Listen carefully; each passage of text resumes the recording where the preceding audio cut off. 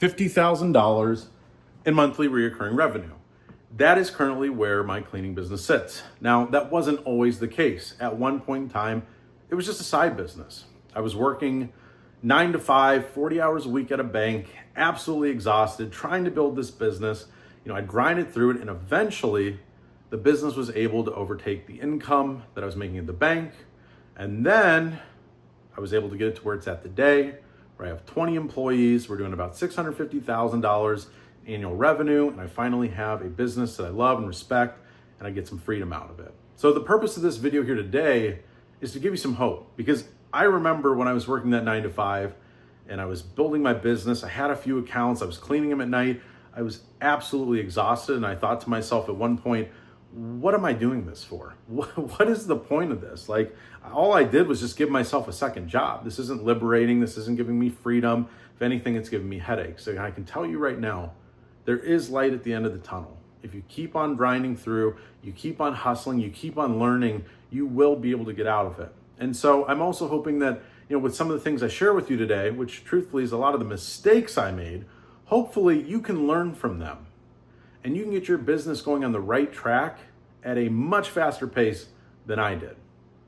So I'm going to share with you exactly what I did, to a T, no fluff. And then I'm going to give you exactly what I wish I would have done. That would have completely changed my business and would have given me success so much sooner.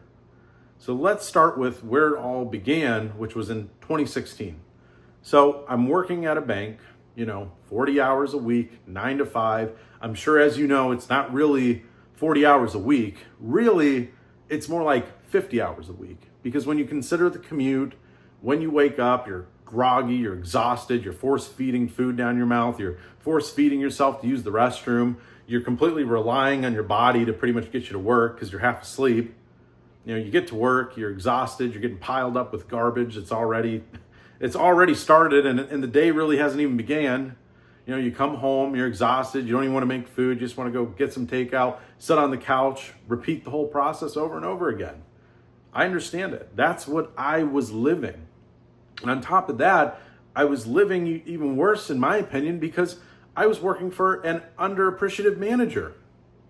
I remember specifically, like my job at the bank, I was a teller and a banker. So I did both, right? I was a hybrid individual. And I remember my manager asking me, hey, can you do me a favor? Can you go to this bank here and help them out for a day? Because they're understaffed. And so I do, because you know what? I'm trying to be a good boy, trying to get that promotion, trying to make sure that I look good for my manager. Well, then you do that once, and then it's happening again and again and again. And I can tell you what, every time they send me to another bank, it's a literal hellhole, man. It's horrible. It's exhausting. They're understaffed for a reason. People are yelling at me and are pissed at me because I'm asking them for their ID because I don't know them, because the other tellers usually just cash their checks for them. So all I am worried about is just getting through the day, making sure that I don't mess up, making sure that I don't deposit $30,000 of money into someone else's account and mess up a lot of different things. Like, I'm just trying to make sure that operations are working. That's just who I am. But the problem is, at the same time, I'm not selling, because that's another part of the bank. You have to sell. So I remember specifically, my manager sat me down the one day. I could tell it was going to be a serious talk. And she sits me down and she goes, so, I'm not too happy with your performance. And my heart just dropped. I was like, are you kidding me? In that moment, I'm thinking to myself, I literally drive all over God's green earth for you. When you ask me to jump, I ask you how high. And now I'm being told that I'm not performing. So I spoke up to myself. And you know what? I'm sure, as everybody knows, it's not the best thing to do in corporate is to stand up for yourself. But I did. And I told her that. I said, I go all over to all these different banks. They're understaffed. And I just told her the same thing that I told you. I said, I'm just trying to make sure that, we get through to the end of the day without making mistakes. I'm not worried about selling right now. If I had the opportunity to just sit down and meet with customers like a normal banker, yeah, I'd be worried about it. And like all managers do, they take their corporate advice and they try to turn it around into a teaching moment. And I tell you what, I regret it. I look back, I was like, yep, that was the moment I messed up, because after that, I was given the great role of lobby engagement, which pretty much meant that I was going to sit in my little monkey suit with my dress shirt and tie, and I was going to sit in the lobby and I was going to greet people. Or I would be put out on the sidewalk to greet people before they would reach the bank. And I remember one day specifically, I'm out there, it's a beautiful summer day. I'm just watching all the convertibles, the Tahoes, the Mercedes all drive by, and I'm just thinking to myself, like, wonder what they're doing today, you know? What kind of freedom they have. Like, where are all of those people going off to? I just remember sitting there thinking, like, what am I doing? I'm just sitting on this sidewalk, literally wasting my life, just daydreaming about, how different things could be.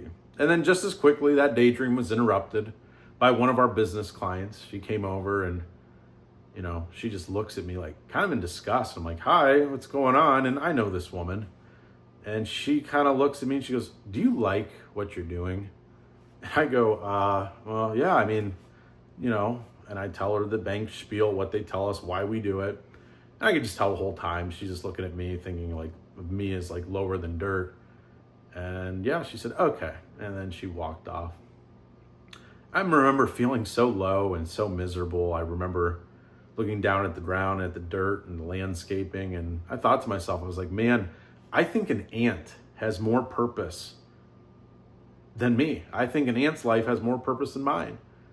She's right. I'm out here being a glorified, Walmart greeter in 85-degree weather. I'm not even doing anything to impact anybody or to help anyone. At least the people inside are actually doing a job. I'm just literally sitting here breathing. That's not the kind of person I am. I've always wanted to be more. I've always wanted to do more out of life. And I knew in that moment, I said, no, that's it. I am going to be her. I'm going to be on the other side of this. I'm not going to take that. I'm going to get to find out what freedom's like. And also, I'm going to be a better business person than her. I'm going to make sure that I'm a good business person that helps out my community, that cares about the underdog. I knew that I wanted to change. And I had already had the LLC and the idea of the commercial cleaning business, but I just wasn't really taking the action yet. And that really, man, just lit the fire in me to get this going. So I went home and I knew, hey, I don't have a lot of time.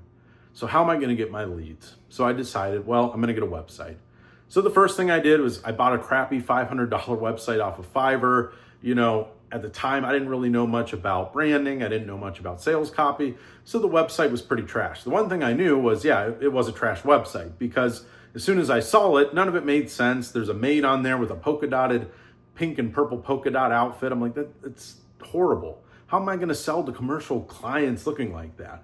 So, after debate and talking to that person, we decided to move on, paid the money, whatever, didn't go with that website. Found someone in the local area, got them to make the website. Website was beautiful. But looking back on it, there were a lot of issues that, came up from it that I wouldn't think about until almost, a couple years down the road.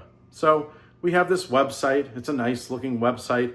We're promoting commercial cleaning and residential cleaning. It's a basic site. I think like most people set up when they begin.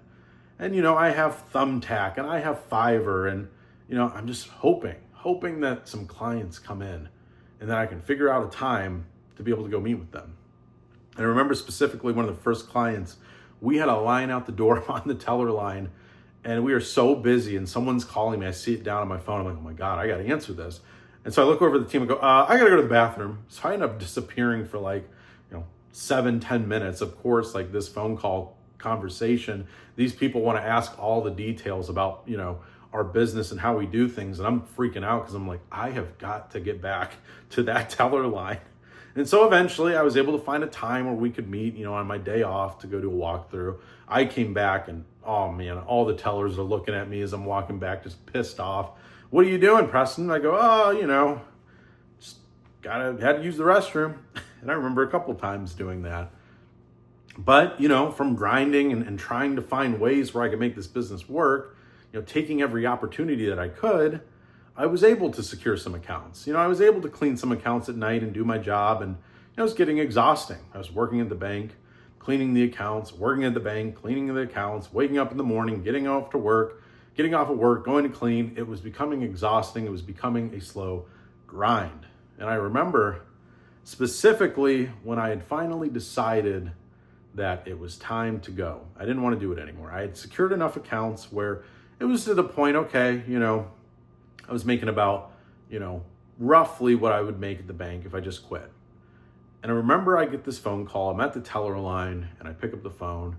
I go through the spiel of answering it. And on the other end, it's actually the district manager. And the district manager, I remember specifically goes, hey, how's that little side thingy of yours? And I was just like, what? My side thingy? Oh, my side business, my commercial cleaning business. Yeah, like what the heck? And it was just so like degrading. I was like, are you kidding me? My side thingy. And here's the deal. I never told anybody about the business, really. I told my manager and him, because he was in my initial interview, that I had it. That I did have a side business and I was doing some things with it. And that was it, And I just couldn't believe he said that to me. And so I just told him, yeah, it's great. Who do you need to talk to? And transferred him over. And that was the day I knew. I was like, I'm done. That's it. It's time to get this thing going. It's time to really make something out of this. And so I quit, And honestly, I look back, maybe I shouldn't have. I could have done things a lot differently. But I knew I couldn't be treated like that anymore. I was over it. So I put my 2-week notice in, and that was it. And finally, I remember stepping out of those doors, and I embraced freedom. I was finally, like everybody else that I was watching on the sidewalk that day, I was free. And so the big things here, though, what I want you to take away from is, after that, it was a lot of grinding. It was a lot of struggles. It was a lot of figuring things out. But what I could have done and what would have been so great doing these things at the bank was the money. Because here's the honest to God truth. Guess what? The money now is all relying on the business. It's a lot. It's a heavy burden to put on your business. And guess what? When you don't have money, how do you supplement it? How do you grow a company? Well, you grow it with time, your time. And the truth is, when you get freedom, I'll be honest with you, sitting on the couch, watching some TV, going for a walk, doing stuff you shouldn't be doing, it's pretty tempting. It's pretty easy. So here's what I recommend you should do before you go quitting your job. Number one, if your job doesn't allow you at least one day off during the week, you probably need to switch up jobs. That's the first thing. Secondly, truthfully, you should probably find a job that's going to pay you as much as possible. I don't care what it is, because guess what? The more money you can pour into your business, the better the systems you can make, the quicker you can get out of your business. The quicker you can get out of your job. Now, find somebody to create a website for you. Make sure that they're good at SEO. Make sure that they're good at WordPress, because guess what? That's where I screwed up. Although I did hire somebody who made a pretty nice website. It was pretty, but they weren't good at SEO. They weren't good. They weren't even doing WordPress, and I didn't realize it. Make sure that they can do that. And then have a vision for your company. Make sure you know what it's going to look like. Have a nice logo, your color scheme. Figure out what kind of problems that your customers are having and the solution that you can provide. That way you can put that kind of sales copy on your website, and then put it all together, okay? That's the first thing. Invest some of that money into cold callers. Get some cold callers, whether it's an individual or whether it's a company that you hire. That way you can have some more inbound leads coming in. Clean some facilities in the beginning, but make sure you know how you want them done. Set up an operating procedure. Figure out exactly how you want it done. Then go hire a manager, not a tech, just a general cleaner. Hire a manager and pay them a premium wage, because you need to look at them as like your right-hand man and invest a lot of time and energy into them and just getting them to be the person that you need them to be, who eventually will be taking over your company and helping you run it. And guess what? If they aren't up for the job, get rid of them immediately. If you're seeing bad signs, don't keep them around, get rid of them, because this is where it all starts from. You are building a strong foundation. And then eventually, from there, as you grow more accounts, reinvest more money, whether it's maybe into Google ads or it's more into cold calling. Make sure you're putting up 5-star reviews on your Google business profile. Make sure you're putting up before and afters. Make sure that honestly, your name of your Google business profile, put XYZ commercial cleaning. Don't have on your website residential, commercial. You need to pick one and stick to it. It's going to help with your SEO. And see, what we're doing is we're building systems before we quit. And then finally, when you have your manager and then you have, let's just say, a tech. At that point, evaluate. Is it enough money that you can continuously, you have money that's being reinvested into your lead generation? Are you getting leads? Is it being reinvested? You have enough money where that won't stop. You have money to pay your people. You have a little bit of extra money in the account. At that point, evaluate. Do you want to keep going or do you want to leave? And that's my suggestion to you, is create the systems, invest the money, because that is one of the best things you can do. It'll help your business grow so much easier, so much quicker, and so much faster. And these are the things that will change your entire business. So hopefully this helped. I hope you have a good one.